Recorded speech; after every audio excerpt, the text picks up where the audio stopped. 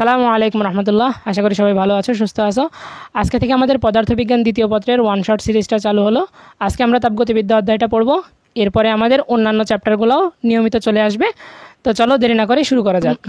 এই অধ্যায়ের প্রথমে একটা সূত্র আসে আমাদের, T minus T ice divided by T steam minus T ice X minus X ice divided by X steam minus T ice X ice. এখানে টি হচ্ছে আমাদের নির্ণেয় তাপমাত্রা, টি আইস হচ্ছে আমাদের বরফ বিন্দু, টি স্টিম আমাদের উষ্ণবিন্দু বা বাষ্পবিন্দু। তারপরে এক্স হচ্ছে আমাদের ওই যে টি তাপমাত্রায় তাপমিতিক ধর্ম, এক্স আইস হচ্ছে টি আইস তাপমাত্রায় তাপমিতিক ধর্ম, আর এক্স স্টেম হচ্ছে আমাদের টি স্টেম তাপমাত্রায় তাপমিতিক ধর্ম। তো এইরকম আমি একটা প্রশ্ন রাখছি এখানে, একটি নির্দিষ্ট রোধ থার্মোমিটারের রোধ বরফ বিন্দু এবং স্টিম বিন্দুতে যথাক্রমে 4.5 ওহম এবং 9.5 ওহম, এগুলো কিসের মান? এক্স আইস এবং এক্স স্টেমের মান। কোনো তরলে স্থাপন করলে 6.1 ওহম হয়। তরলের তাপমাত্রা কত?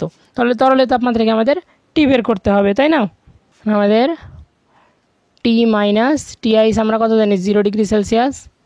টি স্টিম হচ্ছে আমাদের 100 degree Celsius. 100 minus T steam minus T ice equal X minus X ice. X হচ্ছে কত? 6.1 ohm. X minus X ice হচ্ছে 4.5 ohm. X steam 9.5 minus X ice 4.5। এখান থেকে টি ইকুয়াল 32 ডিগ্রি সেলসিয়াস। এটা হচ্ছে আমাদের নির্ণেয় তাপমাত্রা বা তরলের তাপমাত্রা। এবার আসে আমাদের তাপগতিবিদ্যায় 3টা সূত্র আছে। এই সূত্রগুলো শুরু হয় শূন্যতম সূত্র থেকে। অবশ্যই আমরা জানি সেগুলো হচ্ছে শূন্যতম সূত্র, প্রথম সূত্র, দ্বিতীয় সূত্র। শূন্যতম সূত্র যে এগুলার বর্ণনা তুমি বই থেকে পড়ে নিও, হ্যাঁ, আমি বর্ণনাগুলো রাখিনি। শূন্যতম সূত্র থেকে আমরা তাপমাত্রার ধারণা পাই, যেটা হচ্ছে থার্মোমিটার এই শূন্যতম সূত্রের নীতিতে কাজ করে। প্রথম সূত্র থেকে আমরা অন্তস্থ শক্তির ধারণা পাই, সেটা হচ্ছে আমাদের শক্তির নিত্যতা প্রকাশ করে, যেটা হচ্ছে ডাব্লিউ সমানুপাতিক কিউ। ডাব্লিউ সমান হচ্ছে জে কিউ। জে হচ্ছে কি আমাদের জুলের তুল্যাঙ্ক। জুলের তুল্যাঙ্ক জে সমান হচ্ছে 4.2 joule per calorie. Joule per calorie কীভাবে আসলো? যে এই পাশে রাখলে ডাব্লিউ বাই কিউ। ডাব্লিউ হচ্ছে কি আমাদের কাজের একক জুল, কিউ হচ্ছে তাপের একক কি ক্যালোরি। তাহলে যে সমান হচ্ছে 4.2 জুল পার ক্যালোরি। এখানে আবার হচ্ছে আমাদের এই প্রথম সূত্র থেকে আমরা পাই ডেল্টা কিউ সমান হচ্ছে delta U plus delta W. Delta Q হচ্ছে আমাদের তাপের পরিবর্তন, ডেল্টা ইউ হচ্ছে আমাদের অন্তস্থ শক্তির পরিবর্তন, ডেল্টা ডাব্লিউ হচ্ছে আমাদের কাজের পরিবর্তন। এটা আমরা ডি কিউ দিয়ে লিখতে পারি। ডি কিউ সমান হচ্ছে DU plus D W. D Q এর মান হচ্ছে আমাদের এন সিপিডিটি, ডি ইউ এর মান হচ্ছে এন সিভিডিটি, ডি ডাব্লিউ এর মান হচ্ছে P del V. P del V মানে হচ্ছে চাপ আর হচ্ছে আমাদের আয়তনের পরিবর্তন ভি2 মাইনাস ভি1। তারপরে এখানে সিপি এবং সিভি হচ্ছে আমাদের স্থির চাপে কোন মোলার আপেক্ষিক তাপ, সিভি হচ্ছে স্থির আয়তনে মোলার আপেক্ষিক তাপ। তাপগতিবিদ্যার দ্বিতীয় সূত্র শক্তির সংরক্ষণশীলতা প্রকাশ করে। এখান থেকে আমরা এন্ট্রপির পরিবর্তন এর সূত্র পাই, যেটা হচ্ছে ডি কিউ ডিভাইডেড বাই টি। এইটা থেকে আমাদের রেফ্রিজারেটর এবং তাপ ইঞ্জিন এই নীতি অনুযায়ী কাজ করে। এবার আসে আমাদের D Q DU as a DW, এখানে যে রাখছি এগুলার মান কখন পজিটিভ কখন নেগেটিভ হবে। ডি কিউ এর মান পজিটিভ হবে যদি সিস্টেম পরিবেশ থেকে তাপ গ্রহণ করে, আর সিস্টেম যদি তাপ বর্জন করে পরিবেশে তাহলে ডি কিউ এর মান নেগেটিভ। ডিইউ এর মান পজিটিভ কখন হবে? যখন সিস্টেমের অন্তস্থ শক্তি বৃদ্ধি পাবে, আর নেগেটিভ হবে যখন সিস্টেমের অন্তস্থ শক্তি হ্রাস পাবে। আবার সিস্টেম যদি পরিবেশের উপর কাজ করে তাহলে সেটা পজিটিভ, পরিবেশ যখন সিস্টেমের উপর কাজ করবে তখন সেটা নেগেটিভ। এখানে সিস্টেম হচ্ছে 3 প্রকার, একটা হচ্ছে মুক্ত, আর একটা বদ্ধ, আর একটা বিচ্ছিন্ন। এগুলো মনে রাখবা এমসিকিউ এর জন্য। মুক্ত সিস্টেমে ভর এবং শক্তি স্থানান্তর সম্ভব, বদ্ধ সিস্টেমে শুধুমাত্র শক্তি স্থানান্তর সম্ভব, বিচ্ছিন্ন সিস্টেমে কোনোটাই স্থানান্তর সম্ভব নয়। আমাদের টাইপ 1-এর ফার্স্ট সিকিউ হচ্ছে ঢাকা বোর্ড 23।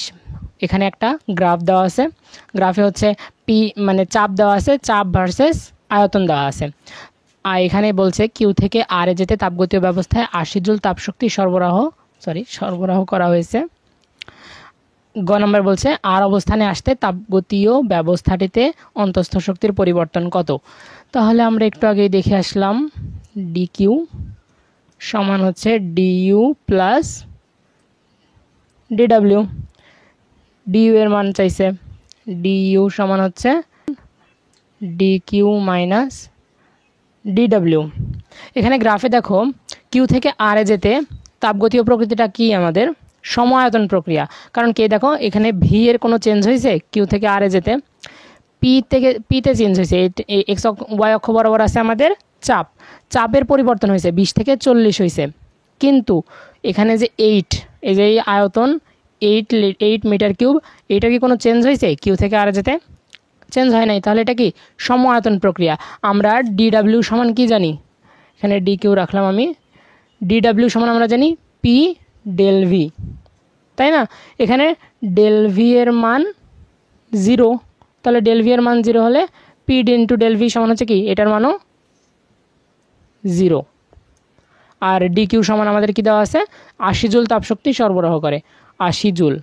অতএব ডিইউ সমান হচ্ছে 80 জুল। এটাই হচ্ছে আমাদের আর কিউ থেকে আর অবস্থানে আসতে তাপগতীয় ব্যবস্থাটিতে অন্তঃস্থ শক্তির পরিবর্তন। এখানে ঘ নাম্বারে বলছে পি কিউ আর পি চক্রের প্রতিটি ধাপে কাজ নির্ণয় করো, তাই না? আমরা এখানে তো দেওয়া আছে, এখন দেখতেছে যে এখানে তো দেওয়া আছে কি পি এবং পি ভার্সেস ভি এর গ্রাফ। এখান থেকে কাজ কিভাবে পাবো? কাজ হচ্ছে আমাদের, আমরা কি বলছিলাম, কাজ এখানে ঘ নাম্বার, কাজ হচ্ছে আমাদের কি পি ইন্টু ডেল ভি, তাই না? তাহলে আমরা এই পি ইন্টু ডেল ভি কীভাবে পাবো? এই দেখো এক্স অক্ষ বরাবর আছে আমাদের ভি, ওয়াই অক্ষ বরাবর আছে আমাদের পি। তাহলে এই যে এই ক্ষেত্রফল পি এবং ভার্সেস ভি এর যতটুকু ক্ষেত্রফল থাকবে ওই ক্ষেত্রফলটাই হচ্ছে আমাদের কি কৃত কাজের পরিমাণ। এখানে পি থেকে কিউতে যেতে কতটুকু ক্ষেত্রফল, এক্স অক্ষ এবং ওয়াই অক্ষের মিলিত ক্ষেত্রফল হচ্ছে আমাদের পি কিউ এস টি এর ক্ষেত্রফল, তাই না? আবার কিউ থেকে আর এ যেতে কতটুকু ক্ষেত্রফল, সেখানে কোনো ক্ষেত্রফল নাই। তারপর আমাদের আর থেকে পিতে আসতে ক্ষেত্রফল কতটুকু, আর পি এস টি, তাই না? এক্স এবং ওয়াই অক্ষের মিলিত ক্ষেত্রফলটাই হচ্ছে আমাদের কি এখানকার কৃতকাজ। প্রথমে আসি আমরা পি থেকে কিউতে যেতে আমাদের কৃতকাজ ডাব্লিউ সমান হচ্ছে আমাদের পি কিউ এস টি আয়তকার ক্ষেত্রের ক্ষেত্রফল, তাই না?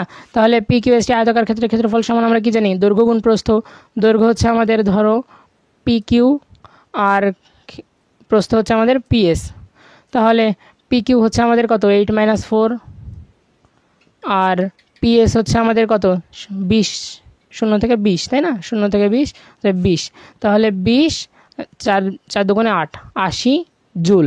এবার আসি আমরা কিউ থেকে আর এ যেতে, কিউ থেকে আর এ যেতে হলে আমাদের ডাব্লিউ সমান কত, পি ইন্টু ডেল ভি। এখানে আমরা তখন কি বের করলাম, পি ইন্টু ডেল ভি এর মান এখানে 0, অতএব কৃতকাজ 0। এটা আমাদের সমায়তন প্রক্রিয়া। একটা জিনিস মনে রাখবা, 4টা তাপগতীয় প্রক্রিয়া আছে, এরপরে আমি দেখাবো সমচাপ, সমায়তন, রুদ্রতাপীয়, সমুষ্ণ। এগুলোর মধ্যে সমায়তন প্রক্রিয়ায় কি কৃতকাজের মান 0, সবগুলো দেখাবো। এখন আগে এই প্রশ্নটা করে নিই।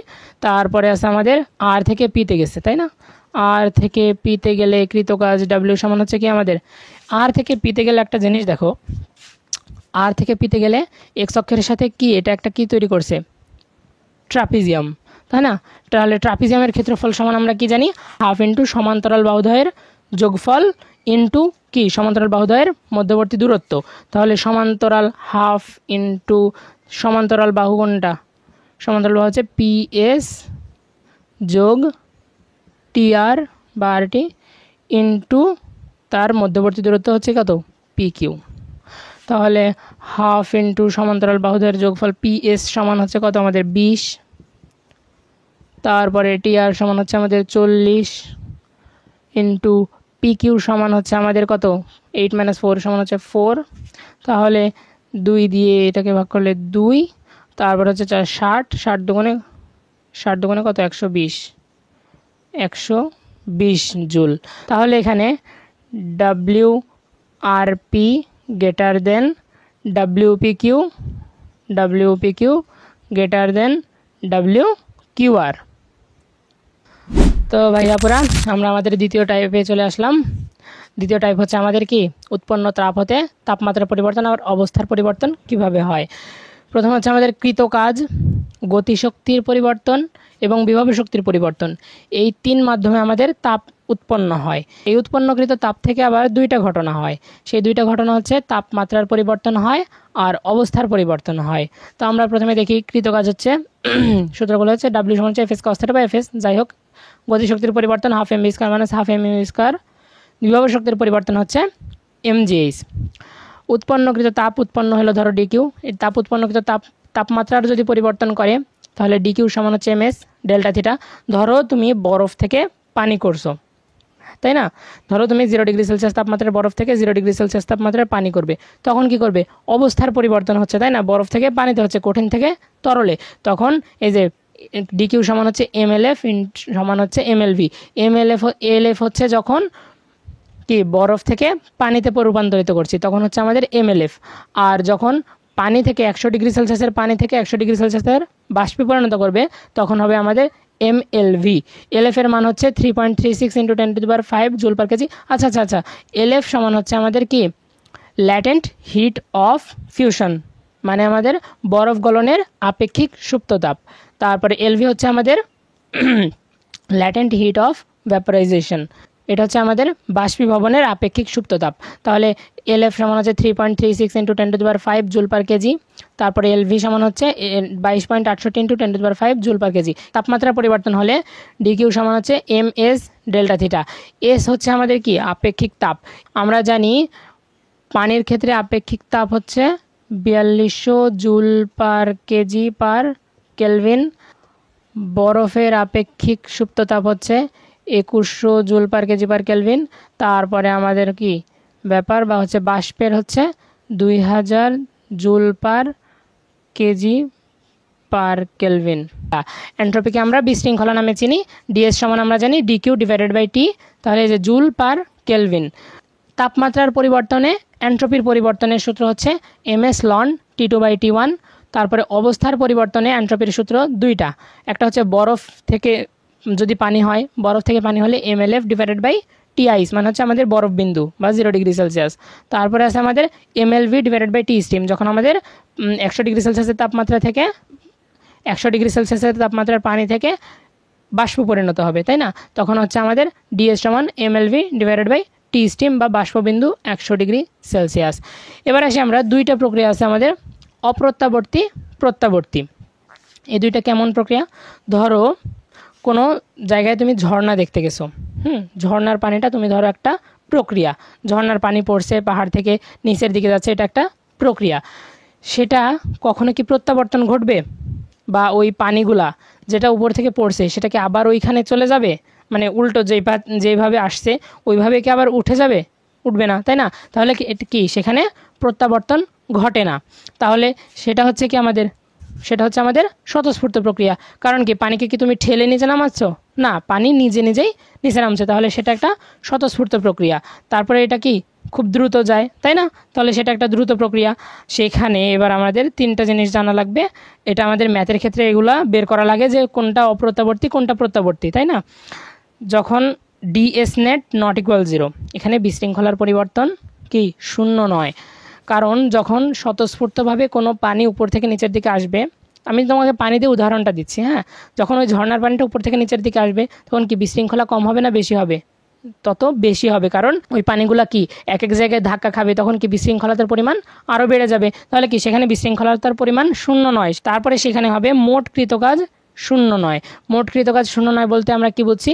আমরা বুঝি কোনো বস্তু যখন এই অবস্থান থেকে কাজ শুরু করে, যদি আবার ঘুরে আসে, যদি এই অবস্থানে চলে আসে, তাহলে কি তার কৃতকাজ সমান শূন্য। কিন্তু ওই পানিটা কি আবার ওইখানে চলে যাবে? ওই যেভাবে আসছে সেইভাবে কি আবার ওইখানে তো উঠবে না, তাই না? সেটা তো প্রত্যাবর্তন ঘটাবে না, তাহলে সেখানে কাজের পরিমাণ শূন্য। এগুলোর সবগুলোর উল্টা হচ্ছে আমাদের কি প্রত্যাবর্তী প্রক্রিয়া। আমরা টাইপ 2 এর একটা সিকিউ দেখি, সেটা হচ্ছে ঢাকা বোর্ড 22-এর। 0 ডিগ্রি সেলসিয়াস তাপমাত্রা 0.07 কেজি বরফকে একটি নির্দিষ্ট উচ্চতা থেকে ফেলে দেওয়া হলো। খুব ভালো কথা। বিভব শক্তির 55% তাপে পরিণত হলো এবং এই তাপ সমস্ত বরফকে গলিয়ে দিল। কিছু সময় পর বরফ গলা পানির তাপমাত্রা 5 ডিগ্রি সেলসিয়াসে উন্নীত হলো। গ নাম্বার বলছে বরফখণ্ডটি কত উচ্চতা হতে ফেলা হয়েছে। চলো আগে আমরা গ নাম্বারটা দেখি। এখানে একটা আমি চার্ট দিছিলাম না একটু আগে, চার্ট, সেখানে বলছিলাম কি উৎপন্ন তাপ তিনভাবে আসতে পারে। একটা হচ্ছে বিভব শক্তির পরিবর্তন, আর একটা গতিশক্তির পরিবর্তন, আর একটা আমাদের কৃতকাজের দ্বারা। তাহলে তিনভাবে উৎপন্ন তাপ উৎপন্ন হয়। সে উৎপন্ন তাপ আবার কি দুইভাবে খরচ হয়, একটা হচ্ছে তাপমাত্রার পরিবর্তন আর একটা হচ্ছে কি অবস্থার পরিবর্তন। এখানে বিভব শক্তিটা বরফ গলাতে সাহায্য করছে, এম জিএইচ এই বিভব শক্তিটা কি বরফ গলতে সাহায্য করছে। তাহলে কিউ সমান আমরা জানি এম এল ভি। এখানে বলছে বিভব শক্তির 55% তাপে পরিণত হয়েছে, তাহলে বিভব শক্তির 55% তাপে পরিণত হলো। তাহলে এখানে আমরা 55/100 এম দুই পাশেই কাটা ইন্টু 9.8 ইন্টু এইচ সমান হচ্ছে এলভি সমান হচ্ছে আমরা কি দেখছিলাম 3.36 into 10⁵ joule per KG per kelvin. এইখান থেকে এইচ ইকুয়াল 37.62 মিটার। এইটা হচ্ছে আমাদের কি এত উচ্চতা থেকেই ওই বরফখণ্ডটাকে ফালানো হয়েছিল। এটাই হচ্ছে আমাদের গ নম্বরের অ্যান্সার। ঘ নম্বরে বলছে বরফ গলন এবং বরফ গলা পানির তাপমাত্রা বৃদ্ধি। বুঝছো, ওই বরফটা গলছে, তারপরে বরফ গলা পানির তাপমাত্রা আবার কি এই যে এখানে 5 ডিগ্রি সেলসিয়াস উন্নত হয়েছে। ওই পানির তাপমাত্রা বৃদ্ধি কোন ক্ষেত্রে পরিবেশের উপর অধিক প্রভাব ফেলবে? পরিবেশের উপর অধিক প্রভাব বলতে গেলে বোঝাইছে এন্ট্রপির পরিবর্তন বা বিশৃঙ্খলা কতটুকু বেশি হবে। বিশৃঙ্খলা যদি বেশি হয় পরিবেশের উপর বেশি প্রভাব পড়বে। তাহলে আমরা দেখি বরফ গলনের ক্ষেত্রে এন্ট্রপির পরিবর্তন, তারপরে দেখি আমরা বরফ গলা পানির তাপমাত্রা বৃদ্ধিতে কতটুকু এন্ট্রপির পরিবর্তন হয়েছে। তাহলে আমরা প্রথম ক্ষেত্রে বরফ গলনে ডিএস, তাই না, এন্ট্রপির পরিবর্তন বের করব। আমরা কি জানি ডিকিউ ডিভাইডেড বাই টি, বরফ গলতে। তাহলে ডিকিউ সমান হচ্ছে আমাদের কি M L V divided by T. M L V সমান হচ্ছে আমাদের কত কেজি পানি 0.07 কেজি। এলভি সমান আমরা জানি 3.36 ইন্টু 10⁵। তাপমাত্রা হচ্ছে আমাদের কি 273 কেলভিন বা 0 ডিগ্রি সেলসিয়াস তাপমাত্রা। 86.154 আর এন্ট্রপির পরিবর্তনের একক হচ্ছে জুল পার কেলভিন। এবার আসি আমরা বরফ গলা পানির তাপমাত্রা বৃদ্ধিতে। বরফ গলা পানির তাপমাত্রা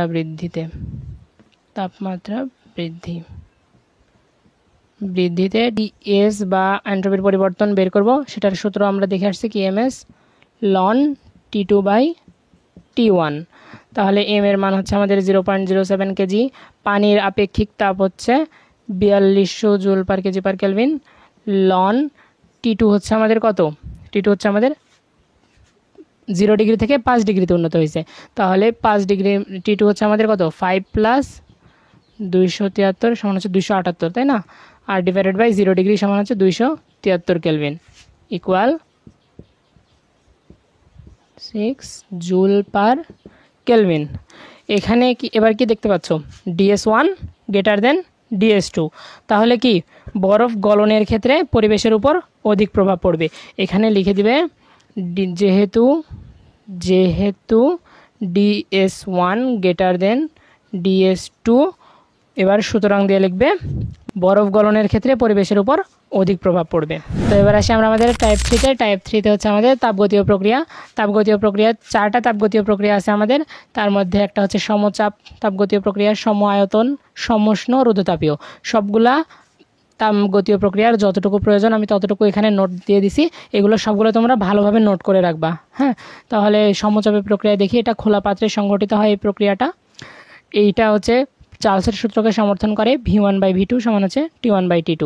এখানে হচ্ছে ডিকিউ সমান হচ্ছে ডিউ প্লাস ডিডাব্লিউ, সবগুলোরই মান আছে। এ ডিকিউ ডিউ ডিডাব্লিউ সবগুলোর মান হচ্ছে যেটা এনসিপিডিটি ইকুয়াল এনসিপিডিটি প্লাস পিডেলভি। সম আয়তন প্রক্রিয়াটা বদ্ধপাত্রে সংঘটিত হয়, এটা রেনল্ড সূত্রকে সমর্থন করে। P1/P2 সমান হচ্ছে T1/T2। সম আয়তন প্রক্রিয়া, এই নামটা থেকে আমরা বুঝতে পারি আয়তনটা কি সমান থাকবে বা আয়তনটা ধ্রুব থাকবে, অতএব ডেল ভি এর মান 0 হবে।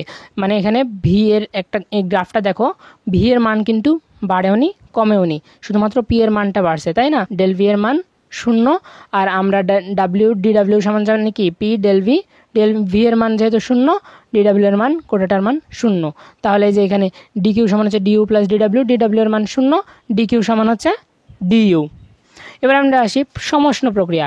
এখানকার সবচাইতে ইম্পর্টেন্ট যে দুইটা প্রক্রিয়া হচ্ছে সেটা হচ্ছে সমুষ্ণ এবং রুদ্ধতাপীয়।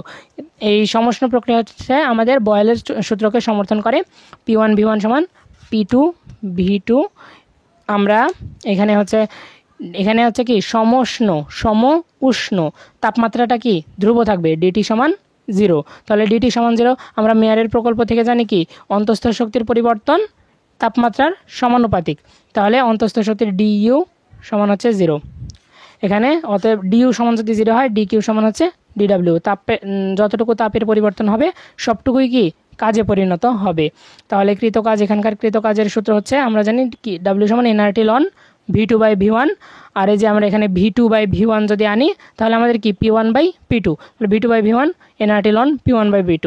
যখন যেটা দেওয়া থাকে সেটা দিয়ে আমরা কৃতকাজ বের করব। তারপর হচ্ছে আমাদের রুদ্ধতাপীয় প্রক্রিয়া। সমষ্ণ প্রক্রিয়া হচ্ছে ধীরে ধীরে সংঘটিত হয়, আর যখন কোনো প্রক্রিয়া দ্রুত সংঘটিত হয় সেটা হচ্ছে আমাদের কি রুদ্ধতাপীয় প্রক্রিয়া। রুদ্ধতাপীয় প্রক্রিয়ার 3টা সূত্র আছে, ক্লসিয়াসের সূত্র। এগুলো হচ্ছে P1V1 two the power gamma সমান হচ্ছে P2V2 to the power gamma. Gamma হচ্ছে আমাদের কি রুদ্ধতাপীয় সূচক। গামা এর মান আমি দেখাইছি। এক পারমাণবিকের ক্ষেত্রে গামা এর মান হচ্ছে আমাদের কত, এক পারমাণবিক গামা এর মান হচ্ছে 1.67। 2 পারমাণবিকের ক্ষেত্রে গামা এর মান হচ্ছে 1.44 বা 40 যাই হোক 1.4। তারপরে হচ্ছে 3 পারমাণবিক বা বহু পারমাণবিকের ক্ষেত্রে গামা এর মান হচ্ছে আমাদের 1.33। এটা হচ্ছে আমাদের কি রুদ্ধতাপীয় সূচক। আর এই 3টা সূত্র অবশ্যই মনে রাখবে। এই 3টা সূত্র দিয়ে কিন্তু অনেক প্রশ্ন আসে। হ্যাঁ, ঘ নাম্বারে এই 3টা সূত্র দ্বারা অনেক প্রশ্ন আসে। যেহেতু রুদ্ধতাপীয়, এখানে তাপটা বাড়বেও না কমবেও না, তাই এখানে কি তাপ হচ্ছে এখানে ধ্রুব থাকবে। অতএব ডিকিউ সমান 0 আর ডিডাব্লিউ সমান হচ্ছে কি, অতএব ডিডাব্লিউ সমান -ডিইউ। এই যে এখান থেকে ডি কিউ সমান 0, ডিডাব্লিউ সমান -ডিইউ। এখানকার কৃতকাজ সমান হচ্ছে ডাব্লিউ সমান NR/1 gamma into T2 - T1। সমষ্ণ আর রুদ্ধতাপীয় প্রক্রিয়ার কৃতকাজ, এই 2টা সূত্র অবশ্যই মনে রাখবে। হ্যাঁ, এই 2টা সূত্র দ্বারা গঘয় প্রশ্ন আসে। আবার যে এগুলোর যে P1V1 সমান P2V2, এই বয়েলের সূত্র আর ক্লসিয়াসের সূত্র থেকেও গঘয়ে অনেক প্রশ্ন আসে। এবার আসি আমরা গ্রাফের ক্ষেত্রে। এই 2টার গ্রাফ আমি একসাথে রাখছি কারণ হচ্ছে 2টা গ্রাফই একই রকম। সেটা হচ্ছে কিন্তু এর মধ্যে রুদ্ধতাপীয় যে গ্রাফটা আছে, রুদ্ধতাপীয় প্রক্রিয়ার সেই গ্রাফটা হবে কি সমষ্ণ প্রক্রিয়ার চেয়ে একটু বেশি খাড়া। সেটা কতটুকু খাড়া, রুদ্ধতাপীয় প্রক্রিয়ায় ঢাল রুদ্ধতাপীয় প্রক্রিয়ার গ্রাফের ঢাল সমান হচ্ছে কি গামা ইন্টু সমষ্ণ প্রক্রিয়ার গ্রাফের ঢাল। তাহলে M ইন্টু AB সমান হচ্ছে গামা ইন্টু MAC। তারপরে একটা জিনিস দেখি, গাড়ি চলাকালে আমাদের সমায়তন প্রক্রিয়া সংঘটিত হয়। তারপরে টায়ার ফাটলে রুদ্ধতাপীয়, তার কারণ কি এটা হঠাৎ হয়, দ্রুত প্রক্রিয়া। তারপরে টায়ার লিক হলে এটা ধীরে চলে, তাহলে এটা কি সমষ্ণ প্রক্রিয়া। তো আমরা সিকিউ শুরু করার আগে আর 2টা জিনিস জেনে নিই। সমষ্ণ প্রক্রিয়ায় সিস্টেম হবে তাপ সুপরিবাহী, আর রুদ্ধতাপীয় প্রক্রিয়ায় সিস্টেম হবে তাপ কুপরিবাহী। আর রুদ্ধতাপীয় প্রক্রিয়ার ক্ষেত্রে আমাদের এন্ট্রপিটা স্থির থাকবে। তো এবার আমরা সিকিউটা দেখি। চট্টগ্রাম বোর্ড 22-এর তাপ সুপরিবাহী ও অপরিবাহী পদার্থের তৈরি 2টি ঘর্ষণহীন পিস্টনযুক্ত সিলিন্ডারে 3 × 10⁵ প্যাসকেল চাপে ও 750 কেলভিন তাপমাত্রায় 1 মোল নাইট্রোজেন গ্যাস আছে। অতঃপর সিলিন্ডারে গ্যাসের চাপ অর্ধেক করা হলো। এর নাইট্রোজেনের গামা এর মান দেওয়া আছে 1.4 আর এর মান দেওয়া আছে। গ নম্বরে বলছে আমাদের অপরিবাহী সিলিন্ডারের চূড়ান্ত তাপমাত্রা। সিস্টেম কখনো অপরিবাহী হবে যখন সেটা কি রুদ্ধতাপীয় প্রক্রিয়া সংঘটিত হয়। তাহলে গ নম্বরে আমরা এখানে বলছে কি চূড়ান্ত তাপমাত্রা নির্ণয় করো। তাহলে আমাদের রুদ্ধতাপীয়র ক্ষেত্রে 3টা সূত্র ছিল, তার মধ্যে হচ্ছে আমাদের এখানে কি দেওয়া আছে, চাপ দেওয়া আছে, তাপমাত্রা দেওয়া আছে, তাহলে টি এবং পি দেওয়া আছে। তাহলে আমরা সূত্রটা আমাদের টি আর পি রিলেটেডই করি। T1 P1 টু দি পাওয়ার কত 1 - gamma divided by gamma, T2 P2 to the power 1 - gamma divided by gamma. তাহলে এখান থেকে আমাদের কি বের করতে হবে, T2 এর মান বের করতে হবে। তাহলে T2 রেখে দিই, তাহলে হচ্ছে P1/P2 1 - gamma divided by gamma into T1। এখানে P1 এর মান দেওয়া আছে আমাদের কত, P1 এর মান দেওয়া আছে 3 × 10⁵, লিখলাম না সাইডে, এমনি ডাইরেক্ট লিখে দিচ্ছি 10⁵।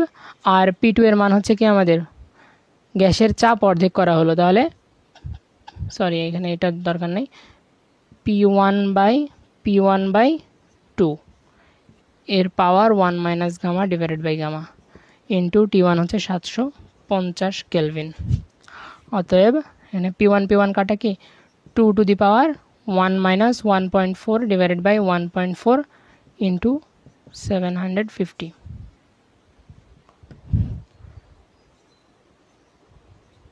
15.25 কেলভিন। এটা হচ্ছে আমাদের কি চূড়ান্ত তাপমাত্রা। এটা হচ্ছে আমাদের অ্যান্সার। ঘ নম্বরে বলছে সিলিন্ডার দ্বয়ের মধ্যে কৃত কাজ। তাহলে সিলিন্ডার দুইটা কি, একটা তাপ সুপরিবাহী আর একটা তাপ কুপরিবাহী। তাহলে এর মধ্যে কি সমষ্ণ এবং রুদ্ধতাপীয় প্রক্রিয়ায় কৃত কাজ বের করতে বলছে। তো চলো ঘ নম্বরে আমরা বের করি। সিস্টেম যখন তাপ সুপরিবাহী তখন হচ্ছে কি আমাদের সমষ্ণ প্রক্রিয়ায় কৃত কাজ ডাব্লিউ সমান আমরা কি জানি, এনআরটি লন V2/V1 বা P1/P2, তাই না? এনআরটি লন V2/V1 অথবা P1/P2। এখানে এন এর মান হচ্ছে আমাদের কত, 1 মোল, আর এর মান 8.31, টি এর মান হচ্ছে আমাদের 750 kelvin, loan P1 divided by P2 সমান কত, P1/2, অতএব লন 2 4320 জুল। এটা হচ্ছে আমাদের প্রথম একটা উত্তর, সমষ্ণ প্রক্রিয়ায় W1 সমষ্ণ প্রক্রিয়ায় কৃত কাজ। এবার আমাদের রুদ্ধতাপীয় বা অপরিবাহী পদার্থে তৈরি ওই সিলিন্ডারের ক্ষেত্রে দেখি। রুদ্ধতাপীয়তে কৃত কাজ W সমান আমরা কি জানি, NR divided by 1 minus gamma into T2 minus T1। T2 আমরা কই পাবো, গ নাম্বারে পাইছি, তাই না? T2 আমাদের গ নাম্বারে, T1 এখানে দেওয়া আছে। NR 1 মোল ইন্টু 8.31, 1 মাইনাস নাইট্রোজেনের গামা 1.4। T2 এর মান হচ্ছে আমাদের 615.25 মাইনাস T1 হচ্ছে আমাদের কত, 750 কেলভিন, 2799.41 জুল। এটা হচ্ছে আমাদের রুদ্ধতাপীয় প্রক্রিয়া কৃত কাজ। তাহলে সিলিন্ডার একটা হচ্ছে তাপ সুপরিবাহী সিলিন্ডারের ক্ষেত্রে কৃত কাজ 4320 জুল, আর তাপ অপরিবাহী পদার্থের তৈরি ওইটার হচ্ছে ওই সিলিন্ডারের ক্ষেত্রে রুদ্ধতাপীয় প্রক্রিয়া 2799.41 জুল। তো ভাইয়াপুরা চলে আসলাম আমরা আমাদের লাস্ট টাইপে আছে আমাদের তাপ ইঞ্জিন আর রেফ্রিজারেটর রিলেটেড প্রশ্নগুলা। তো আমরা এগুলো একটু কম্পেয়ার করে পড়বো। হ্যাঁ, Q1 হচ্ছে আমাদের শোষিত তাপ, Q2 হচ্ছে আমাদের বর্জিত তাপ। যদি হয় তাহলে W এর কৃত কাজ সমান হচ্ছে Q1 মাইনাস Q2, শোষিত তাপ বিয়োগ বর্জিত তাপ। কারণ কি শোষিত তাপটা হচ্ছে এখানে কি বেশি, তাই না? আমরা শোষিত তাপ বেশি তাপের স্থান থেকে শোষণ করে কম তাপমাত্রার স্থানে আমরা কি তাপটা বর্জিত করব বা বর্জন করব। তার জন্য এখানে কৃত কাজ হচ্ছে শোষিত তাপ মাইনাস বর্জিত তাপ। কর্মদক্ষতা এটা সমান হচ্ছে W ডিভাইডেড বাই Q1, তাহলে Q1 minus Q2 divided by Q1। আর মেন সূত্র আমরা মনে রাখবো হচ্ছে 1 minus Q2 divided by Q1 সমান হচ্ছে 1 minus T2 divided by T1।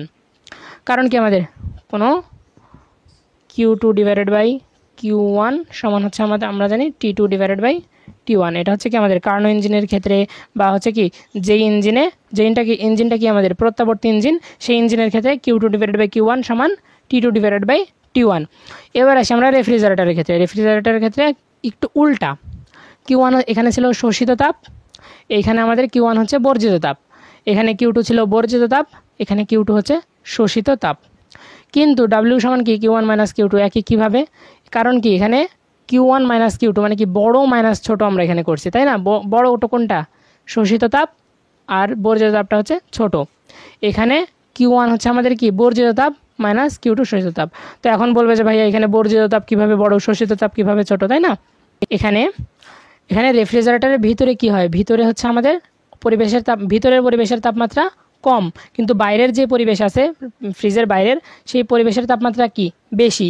তখন আমরা যদি কোনো বস্তুকে ফ্রিজের মধ্যে রাখি তাহলে কি তার থেকে তাপটা শোষণ করে সে কি বেশি তাপের জায়গায় কি সে মুক্ত করছে না বা বর্জন করছে না, তাহলে কি কম তাপমাত্রার স্থান থেকে সে গ্রহণ করছে বা ফ্রিজের মধ্যে থেকে গ্রহণ করে বেশি তাপমাত্রার পরিবেশে কি সে বর্জন করছে। তার জন্য বর্জিত তাপটা কি বেশি আর শোষিত তাপটা কম। তাই W সমান হচ্ছে Q1 মাইনাস Q2। কৃতি গুণাঙ্ক বা K সমান আমরা জানি Q2 ডিভাইডেড বাই W। এখানে হচ্ছে Q2 divided by Q1 minus Q2 টি অথবা T2 divided by T1 minus T2। আর এই কৃতি গুণাঙ্কের মান হবে 2 থেকে 6, এটা এমসিকিউর ক্ষেত্রে আসে মাঝে মাঝে। এবার আমরা সিকিউটা দেখি। দ্বিপারমাণবিক গ্যাস সংবলিত একটি কার্নো ইঞ্জিন 500 কেলভিন এর উৎস হতে তাপ গ্রহণ করে, প্রতি প্রসারণের আয়তন 3 গুণ হয়। এবার বলছে ইঞ্জিনটির প্রাথমিক দক্ষতা কত। চলো আমরা আগে গ নাম্বারটা করি। গ নাম্বার বলছে ইঞ্জিনের প্রাথমিক দক্ষতা কত। আমরা দক্ষতা সমান জানি ইটা সমান 1 minus T2 divided by T1। T1 হচ্ছে তাপ উৎসের তাপমাত্রা, T2 হচ্ছে তাপ গ্রাহকের তাপমাত্রা। তো এখানে উৎসের তাপমাত্রা দেওয়া আছে 500 কেলভিন, তাই না। 1 মাইনাস T2 বের করতে হবে, আর T1 এর মান দেওয়া আছে 500 কেলভিন। আর T2 আমরা বের করব কিভাবে। T2 হচ্ছে আমরা জানি T1 V1 to the power gamma minus 1 সমান হচ্ছে T2 V2 to the power gamma minus 1। তাহলে আমাদের এখান থেকে T2 এর মানটা বের করতে হবে। T2 সমান হচ্ছে V1 by V2 to the power gamma minus 1 into T1। এখানে V2 কি বলছে, প্রতি আয়তনের প্রসারণের আয়তন 3 গুণ হয়, তাহলে 3V1 পাওয়ার গামা মাইনাস 1, তাই না। গামা হচ্ছে দ্বিপারমাণবিক গ্যাসের ক্ষেত্রে গামা সমান 1.4 মাইনাস 1 ইন্টু T1 এর মান হচ্ছে 500 কেলভিন। V1 কাটা 322.2 কেলভিন, এটা হচ্ছে আমাদের T2 এর মান। তাহলে T2 এর মানটা বসাই দিই, 322.2 কেলভিন। এখানে হচ্ছে 100% ইন্টু 100% সমান হচ্ছে আমাদের 35.56%। এইটা হচ্ছে আমাদের গ নাম্বারের অ্যান্সার। এইবারে ঘ নাম্বারে বলছে ইঞ্জিনের দক্ষতা 60% করতে হলে কি ব্যবস্থা নিতে হবে। তাহলে আমাদের পরিবর্তিত ইঞ্জিনের দক্ষতা হচ্ছে কত, 60%। তাহলে আমরা এখানে দুইভাবে দক্ষতা বাড়াতে পারি। একটা হচ্ছে T1 বা উৎসের তাপমাত্রা বাড়িয়ে কমিয়ে, অথবা গ্রাহকের তাপমাত্রা কি বাড়িয়ে কমিয়ে। তো চলো দেখি কোনটা কিভাবে করা যায়। আমরা প্রথমে আমরা T2 বা তাপগ্রাহকের তাপমাত্রাটা নিয়ে দেখব। T2 পরিবর্তনে এটা সমান হচ্ছে আমাদের 1 minus T2 prime divided by T1 into 100%। আচ্ছা 100% না দিই, এটা সমান আমরা হচ্ছে আমাদের কত 60%, অথবা 60/100 বা 0.6, তাই না। 1 minus T2 prime divided by 500 kelvin. এইখান থেকে আমাদের T2 প্রাইমের মান আসে 200 কেলভিন, তাই না। এবার আসে আমাদের T1 পরিবর্তন বা উৎসের তাপমাত্রা পরিবর্তন করে দেখি। T2 পরিবর্তন, এখানে আমাদের ইটা সমান হচ্ছে আবার 1 minus T2 divided by T1 prime. ইটা সমান হচ্ছে 0.6, 1 মাইনাস ক নাম্বার থেকে বের করলাম 322.2 কেলভিন T2 এর মান। T1 এর মানটা বের করব। এখান থেকে T1 এর মানটা বের হচ্ছে 805.5 কেলভিন। ইঞ্জিনের দক্ষতা 60% করতে হলে আমাদের কি T2 এর মান বা তাপগ্রাহকের মান 322.2 থেকে কমিয়ে 200 কেলভিন করতে হবে। আর আমাদের তাপ উৎসের তাপমাত্রা কি 500 কেলভিন থেকে বাড়িয়ে 805.5 কেলভিন করতে হবে।